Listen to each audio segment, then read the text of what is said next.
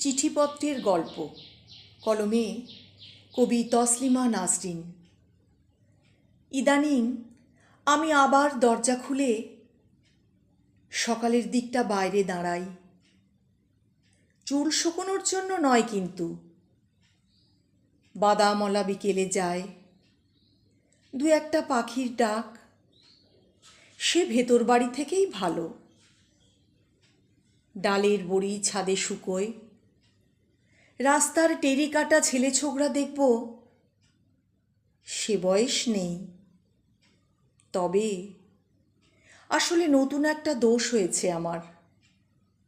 Post অফিসের peon যায় সকালবেলা, যদি হঠাৎ একটা চিঠি ফেলে রেখে যায়, বাড়ির বাচ্চারা না বুঝে উড়োজাহাজ বানিয়ে খেলবে, সেই ভয়ে দাঁড়াই এসে।